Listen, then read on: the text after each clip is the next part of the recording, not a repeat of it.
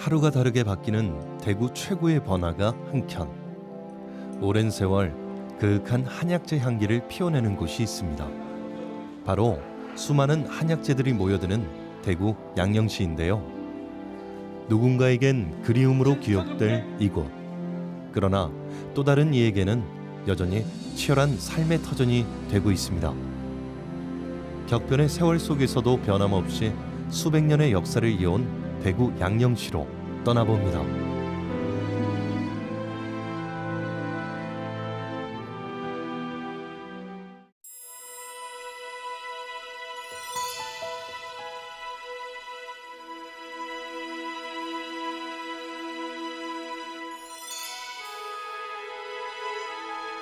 하루에도 수만 명의 사람들이 오가는 이곳은 대구 최고의 핫플레이스인데요.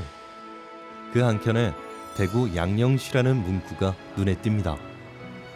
각종 한약재를 전문적으로 거래하는 시장을 일컫는 양령시에 그 유래를 들여다보면 조선시대부터 약재를 채취해 출하 시기에 맞춰 해마다 장을 열었던 것에서 비롯되어 지금도 그 역사를 이어가고 있습니다.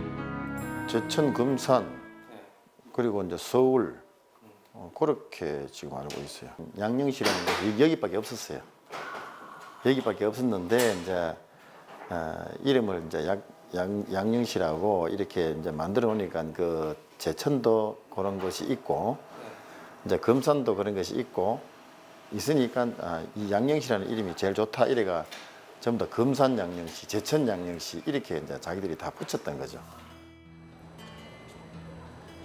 예부터 한반도는 산지가 많은 지형이라 산에서 많은 약재가 났는데요. 때문에 건강을 지키고 병을 치유할 수 있는 한약재들이 많이 생산되었고 각 지역의 거점에 약재를 다루는 양령시가 열렸습니다. 대구 양령시는 조선 효종 때인 1658년에 개장했습니다. 임진왜란 직후에 임진왜란이 1592년도부터 7년간 그 전쟁을 했기 때문에 임진왜란 이후에 질병들이 많이 생기고 그러다 보니까 조정에서 한약재의 그 원활한 수급을 위해서 대구에 이제 대구 경북의 그 경상감령고원이라고 감령이 이제 관찰사가 생기면서 임의백 관찰사가 부임하면서 임금의 영으로 이 양령시가 봄과 가을에 출령시와 추령시라 그래서 봄과 가을에 한 달씩 이 한약재를 거래를 갖다가 여기서 한다 이렇게 되어 가지고 이 대구 양령시가 생기게 된 유래입니다. 조선시대 각 도의 관찰사가 거처하는 관청인 감령. 이곳에 경상감령이 설치되면서 대구는 영남의 정치와 경제를 주도하는 중심 도시가 되었습니다. 또한 임진왜란이 끝난 뒤 조선의 사회 경제가 크게 변화하면서 전국 곳곳에 시장이 들어서게 됐는데요. 대구의 시장들 역시 도시의 성장 보폭에 맞춰 기반을 넓힐 수 있었습니다. 이러한 분위기 속에서 대구 양령시는 전국 최고의 양령시로 성장하게 됩니다. 이 한약재가 생산이 많이 되는 곳이 태백산을 중심으로 한 그 산악지대 그리고 이제 소백산이나 지리산을 부근해 가지고 그런 산악지대에서 그 당시에는 한약재가 실제로 재배하고 이런 게 아니라 전부 다 산에서 들여서 캐는 겁니다. 그러다 보니까 이 이제 운반 자체도 낙동강을 통해서 이제 이 한양까지 올라가는 경로 그리고 이제 달구지를 가지고 문경 세제를 통해서 이제 서울로 올라가는 이런 한양으로 올라가는 그 경로 그러다 보니까 그 교통의 요충지인 그 대구가 한약재의 중심거리가 된다. 이러한 지리적 이점 덕분에 1년에 2번 봄과 가을이면 약재를 사거나 팔려는 상인들이 대구 읍성의 동서남북 관문을 지나 양령시로 모여들었는데요.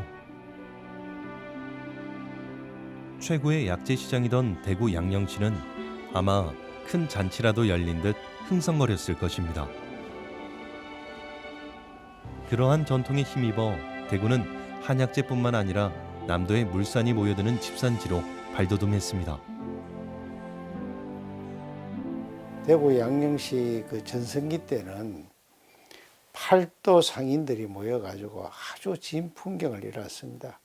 여기는 이제 따라서 그 자파상들도 모여가지고 1년 쓸 걸 다 사가가는가 하면은 각 지방에 내놓으라 하는 그 기생들도 어김없이 모여들었죠.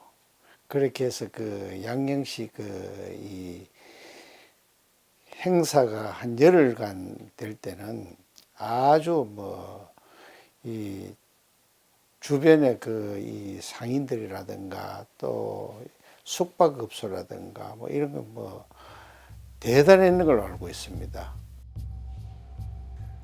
대구 양령시를 찾는 이들은 다양한데요. 한약 중개인은 물론이고 대부와 유통을 하는 한약 객주, 나라의 약재 전담 관리인 심야, 직접 약초를 채취해 장해온 약초 채취자, 의원인 의생이 직접 찾아오기도 했습니다. 덕분에 장이 열리는 기간이면 양령시는 전국 팔도에서 모여든 이들로 북새통을 이루곤 했습니다. 동지 전후해서 한 달간 열렸거든요. 그리고 봄대가 또 한 달간 열렸다고 나와 있어요. 근데 그 즈음에 약이 널리고 한 거는 여기서 한 게 아니고 저쪽에 대안동이라고 그게 이제 객사라고 있었다고 그래요.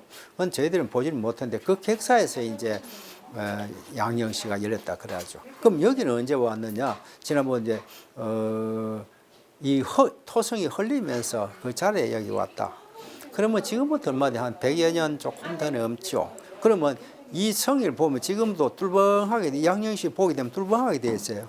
도시는 직선인데 이거 지금 반달형으로 되어 있습니다. 거기 이제 성터에 이제 양령시가 들어서게 되었다 이런 얘기죠. 원래 대구 양령시는 대구성 북문 근처의 객사뜰에 개설되었다가 1908년 일제에 의해 대구 성벽이 철거되면서 현재의 위치로 이전하게 되었습니다. 역사의 소용돌이 속에서도 도심의 한가운데서 그 명맥을 이어오고 있는 대구 양령시. 그러나 지난 100년 대구 양령시는 큰 변화를 겪어왔습니다.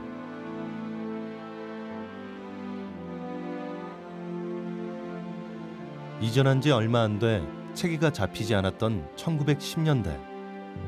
그러나 20년대에는 전기까지 임시로 가설해 밤이면 불야성을 이뤘습니다. 30년대에는 김홍조 약방의 유명세가 아주 거셌다고 합니다. 1930년대에 여기에 대구시 인구가 17만이었는데 한 달 동안 양령시에 지나가는 건 17만이었다는 얘기죠. 대구시의 예산보다도 더 많은 돈이 여기서 거래됐다는 얘기죠. 하여튼 동양상국에 있는 모든 약재가 여기 양령시에 모여들기 시작했고, 그러고 이제 그 양령식 하면은 빼놓을 수 없는 김홍조락하는 거상이 있었습니다. 이 거상이 우리나라뿐만 아니라 동양상국에서도 아주 알아주는 거상입니다. 그분의 그 말 한마디에 그 약에 대한 시세가 좌우가 되고 그럴 정도로 됐죠. 40년대 들어서 대구 양령시는 일제의 강압에 의해 문을 닫게 됐는데요. 일본은 우리의 민족 자본을 무너뜨리기 위해 1914년 이른바 시장 규칙을 제정해 기관장이 시장을 운영하도록 했습니다. 이런 일제의 억압에도 불구하고 양령시 매출은 해마다 늘어났는데 갑작스레 폐쇄를 한 이유는 무엇일까요? 일제 강점기 시대에 독립 자금이 여기서 다 나갔습니다. 그렇기 때문에 이제 일제 강점기 시대의 말기에는 이 양령시 자체를 폐쇄를 해버렸어요. 한약을 하는 사람들은 다 지식인들이잖아요. 이 사람들이 이제 그 모여서 이제 이 하는 걸 그 일본 사람들 눈에는 별로 좋게 안 봤죠. 막 의도적으로 영시가 안 생기도록 그렇게 했죠. 국내뿐만 아니라 해외에서도 많은 상인들이 찾아와 약재를 구입했던 대구 양령시. 그러나 일제 말기 독립운동의 자금과 연락을 지원하는 거점으로 지목받아 탄압의 대상이 되면서 결국 1941년에는 가을마다 열리던 추령시마저 폐지되고 말았습니다. 그 즈음에 일본 사람들이 우리나라를 통치하는 수단으로 이제 한약하는 사람들, 선비들 하는 사람들 허가 내주는 거를 약종사라고 허가를 내주는데 경찰서에서 내줬거든. 그런데 말이 안 되잖아. 그런데 경찰서 내주는 이유는 뭐고, 그게 이제 지금 통제하기 위해서 내 말 잘 듣는 놈 주겠다 이런 얘기가 아니겠나. 뭐 내가 이 얘기하면 그 얘기인데 그런 쪽으로 해서 지금까지 통치를 했다 이 말입니다. 그러다 말고 그것도 이제 통치가 잘 안 되니까 폐쇄하게 되죠. 해방 이후 예전의 활기를 되찾는가 싶었던 대구 양령시는 1950년 한국 전쟁이 발발하면서 다시 한번 큰 변화를 겪어야 했습니다. 전기시장이었던 양령시가 상설시장으로 변모했고 현재의 약전 골목이 그 시절 형성됐는데요. 그러나 미국 등을 통해 양약이 보급되기 시작하면서 한약재에 대한 관심이 차츰 줄어들었습니다. 가장 큰 원인 중에 하나는 1950년에 6.25 그 전란이 일어나고 영시가 이제 3년 동안 문을 닫았습니다. 3년 동안 문을 닫고 나니 그 다음에 새로 활락하니까 미 군정이 8.15 해방되고 미 군정이 들어서고 그 서양 의학이 발달돼 가면서 모든 행정이 서양 의학 쪽으로 가고 한방 쪽에는 소홀히 했죠. 수백 년의 역사를 이어왔던 대구 양령시는 근대에 들어 급변하는 정세 속에서 존립의 위기를 맞기도 했습니다. 50년대는 가장 침체됐던 시기지만 이후 김홍조 약방을 중심으로 옛 명성을 되찾았습니다. 그때는 대단했죠, 그분이. 이제 그분들이 이제 상인은 개성 상인, 그분이 고향이 개성인가 이럴 겁니다. 거기서 이제 개성 상인들이 이게 옛날부터 이게 상술이 유명했거든요. 그래서 그분들이 이제 여기 와서 틀을 잡고 여기서 이제 한약하면 김홍조 약방 유명했죠. 그때는 또 옛날에 나이 많은 분들은 거의 또 그 김홍조 약방의 출신들입니다. 예.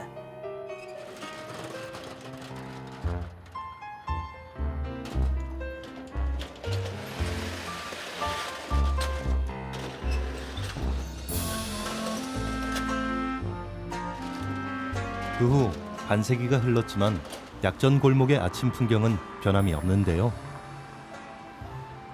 부지런한 상인들이 오늘도 도시의 아침을 힘차게 열어가고 있습니다. 상인들이 힘을 모아 대구 양령시의 부흥을 도모하기 시작한 것은 1978년. 사단법인 양령시 보존위원회를 발족시켜 대구 양령시 한방문화축제를 개최하고 한약재 도매시장, 양령시 한의학 박물관 건립 등 여러 사업을 추진했는데요. 덕분에 많은 사람들이 양령시의 역사를 제대로 알게 되었습니다. 1점포 1박물관이라 그래가지고 그 박물관에 들어가시면 우리 선조들이 우리 할아버지, 우리 아버지가 무슨 일을 하셨고 어떤 일을 하셨고 또 이 가게의 특성은 뭔지 이런 것들을 우리가 세세하게 설명을 들을 수도 있고. 하나의 점포는 그야말로 살아있는 박물관인 셈인데요. 오래전 선조들이 사용한 자료들을 지금도 소중히 보관해오고 있습니다. 중국 명나라의 명의, 장계빈이 지은 경학전서를 비롯해 조선의 황필수가 여러 서적을 참조해 만든 방약하편 등 귀한 자료를 직접 볼 수 있습니다. 방야편은 지금 한 100여 년 전이죠. 이제 이 경학전 세는 거는 이제 이게 옛날에는 우리가 이게 인쇄술이 발달 안 됐기 때문에 이렇게 전부 책으로 적었죠.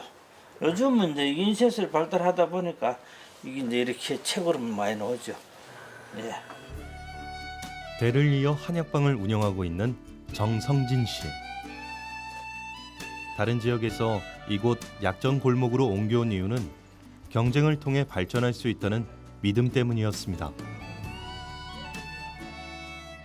저는 이제 이쪽에 온 지도 한 50년 넘습니다. 옛날하고는 많이 바뀌었죠. 요즘은 이제 이 옛날에는 여기 통에다 이렇게 담아놓고 이렇게 했는데 요즘 전부 이제 규격화해 가지고 이제 이게 오래되면은 안 되기 때문에 이게 딱 연수를 3년간 정해져 있습니다.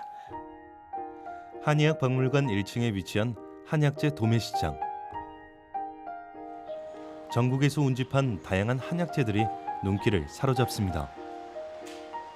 이곳은 예전에 대구 양령시를 전통 오일장과 경매를 통해 현대적인 개념으로 부활시킨 전국 유일의 한약재 공판장입니다.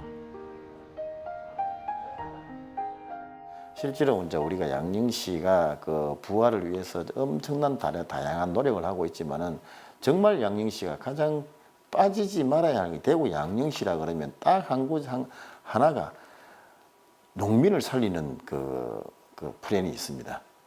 그게 뭔가 하면 한약재 도매시장입니다. 한약재 도매시장이라는 게 뭔가 하면 우리나라의 국산 한약재의 가격이 형성되는 곳입니다. 매월 6회에 걸쳐 정기적으로 개시되는 대구 한약재 도매시장은 전국의 한약재 시세를 주도하는 영향력과 공신력을 갖추고 있습니다. 쭉 4,800 서삼 5,600 대추 박수상입니다. 82,000 경매가 열리는 날이면 지금도 많은 이들이 이곳을 찾는데요. 양약이 보편화되면서 비록 예전에 비해 한약재를 찾는 인구가 줄어들긴 했지만 믿을 수 있는 국내산 약재를 구하려는 이들의 발길은 오늘도 이어지고 있습니다.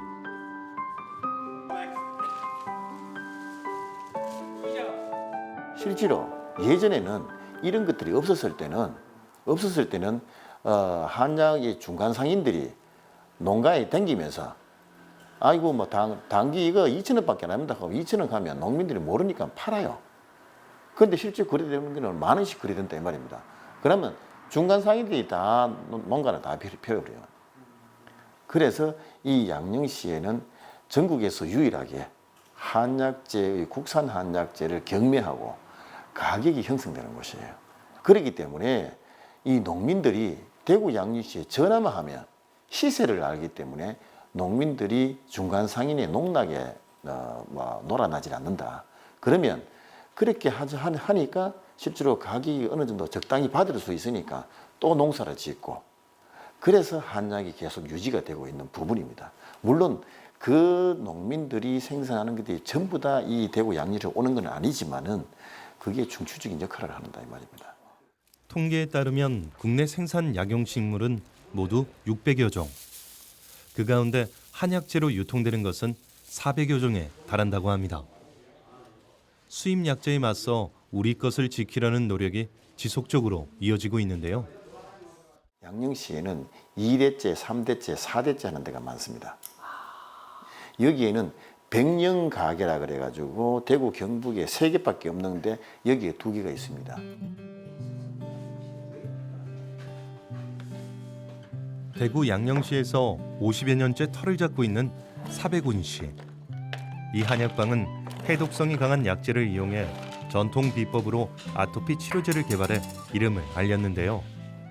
높은 재료비와 까다로운 제조 공정을 마다하지 않고 도전한 결과입니다. 양령시의 그 의미는 대단했죠. 왜냐하면은 이 모든 약이 시세부터 시작을 해가지고 약재가 이 수입한 약재라든가 국내산이라든가 국내산 중에도 자연산 대구 양령시를 거치질 않으면 약을 구입이 어려웠죠. 그 정도로 유명했습니다. 근데 지금은 쇠락해져 가지고 아주 지금 명명만 유지하고 있을 정도예요.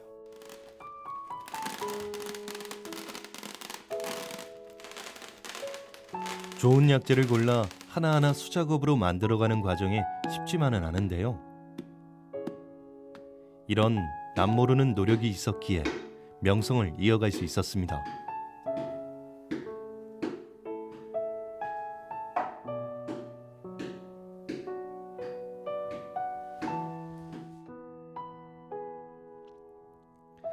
나날이 발전되어가는 도시. 더불어 한약 대체제 시장이 성장하면서 대구 양령시는 점점 활기를 잃어가고 있는데요. 양령시 일대 상권의 성격이 바뀌면서 젠트리피케이션 현상도 나타나고 있습니다.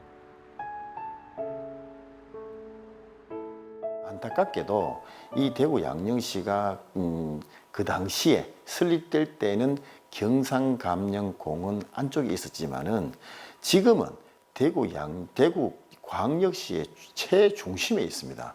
한 6, 7년 이내에 지금 점포의 가격들이 한 6배, 7배 올랐습니다. 그러다 보니까 이 약정 골목에 있는 영세한 시장 상인들이 그걸 견디지를 못해가지고 최근 6, 7년 사이에 한 절반가량인 한 100개 정도가 없어졌습니다. 한때 210여 곳에 달하던 약방은 현재 크게 줄었습니다. 기존 약방이 떠난 자리를 카페와 미용업소 등이 대신하고 있는데요. 이처럼 양령시의 전통이 끊길 수 있다는 위기감이 팽배해지면서 상인들은 재도약에 안간힘을 쏟고 있습니다. 양령시를 살리는 어떤 방향을 갖다가 만들어내야 된다. 어쨌든 그것만 해도 고무적인데 연구만 해서 될 문제가 아니라 실질적인 행동들이 이어져야 되고 장기적인 플랜을 짜야 된다. 확실하게 그게 아니면 양령시는 죽습니다. 최고 안타까운 게 바로 그런 겁니다. 우리가 문화, 역사 이하지 않습니까? 이 골목에서 역사를 찾고 또 문화도 여기서 찾을 수 있는 거 아닙니까? 그러니까 옛날에는 선무시장 해봐야 얼마 안 됐습니다. 대구 여기서 약정골목에서 돈이 좌우됐거든요. 대구시를 움직였거든요. 그리고 이런 것을 문화를 바탕으로 해서 좀 더 발전시켰으면 얼마나 더 좋지 않겠나 저는 이렇게 생각합니다. 지금으로부터 360여 년 전 처음 시작된 대구 양령시. 한때 조선 팔도를 비롯해 일본, 중국, 러시아, 유럽 등 세계 각지의 약재상이 한약재를 구하러 이곳을 찾았는데요. 그 명성을 되찾고 한방 문화의 전통을 이어가기 위한 대구 양령시의 도전은 오늘도 계속되고 있습니다.